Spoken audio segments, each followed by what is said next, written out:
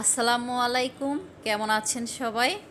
তো আশা করছি সবাই ভালো আছেন। আলহামদুলিল্লাহ আমরা ভালো আছি। তো আলু বেগুন দিয়ে বাইম মাছের একটা তরকারি রান্না করব।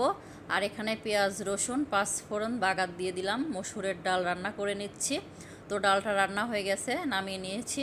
আর এদিকে চুলায় কড়াই বসিয়ে পরিমাণ মতো তেল দিয়ে দিয়েছি বাটা মশলা। এখন দিয়ে দিচ্ছি পরিমাণ মতো গুঁড়া মশলা, আর দিয়েছি স্বাদ মতো লবণ। তো এখন সব উপকরণ খুব ভালো করে মিক্স করে ভাজা ভাজা করে কষিয়ে নিচ্ছি। তো দেখে বুঝে নেবেন উপর দিয়ে তেল এসে গেছে। এই পর্যায়ে এসে কেটে ধুয়ে পরিষ্কার করে রাখা বায়াম মাছ মশলার ভিতরে দিয়ে দিলাম। তো মাছটা আমি মাঝখান দিয়ে কেটে নিয়েছি। তো আপনারা চাইলে আস্তেও রাখতে পারেন। তো যাই হোক, আমি এখন খুব ভালো করে মশলার সাথে কষিয়ে রান্নাটা করে নিচ্ছি। তো যত ভালো করে কষানো হয় মাছটা খেতে কিন্তু ততই মজা হবে। তো অনেকটা সময় নিয়ে এটা আমি খুব ভালো করে ভাজা ভাজা করে কষিয়ে নিয়েছি মশলার সাথে। তো অনেকটা সময় নিয়ে কষানো হয়ে গেছে।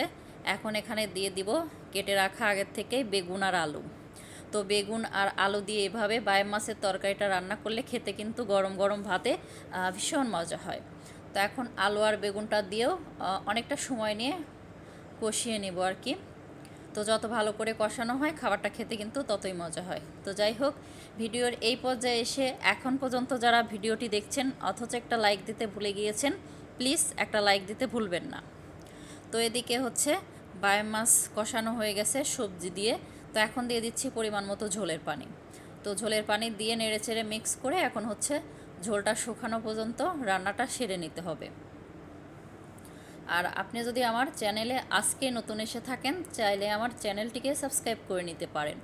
আর এই ভিডিওটি যারা ফেসবুক পেজ থেকে দেখছেন, চাইলে তারা পেজটা ফলো দিতে পারেন। আপনি যদি অলরেডি সেই কাজটি করে থাকেন তো আপনাকে জানাই অসংখ্য ধন্যবাদ। তো আপনাদের সাথে কথা বলতে বলতে মাছের ঝোলের পরিমাণটা অনেকটাই শুকিয়ে গেছে। আর কিছু সময় জাল করে এখন এটা নামিয়ে নিব। তো যাই হোক, চুলার জালটা আমি অফ করে নিয়েছি। তো একটু ফাইনাল লুকটা দেখিয়ে দিচ্ছি। তো দেখেই বুঝে নেবেন খুবই সুন্দর একটা কালার এসেছে। গরম গরম ভাতে খেতে কিন্তু অনেক মজা হয়েছিল। তো যাই হোক, আমি এখন একটা বাটিতে বেড়ে নিচ্ছি খাবারটা। তো আলু বেগুন দিয়ে বায়াম মাছের তরকারি রান্না করা হয়ে গেছে, সাথে রান্না করেছিলাম মসুরের ডাল। তো এই ছিল আজকে দুপুরের রান্নাবান্না ও খাওয়া দাওয়ার আয়োজন। তো যাই হোক, ভিডিওটি প্রথম থেকে শেষ পর্যন্ত দেখার জন্য সবাইকে ধন্যবাদ। আপনাদের সবার সুস্বাস্থ্য ও দীর্ঘায়ু কামনা করে আজকের ব্লগটি আমি এখানেই শেষ করছি।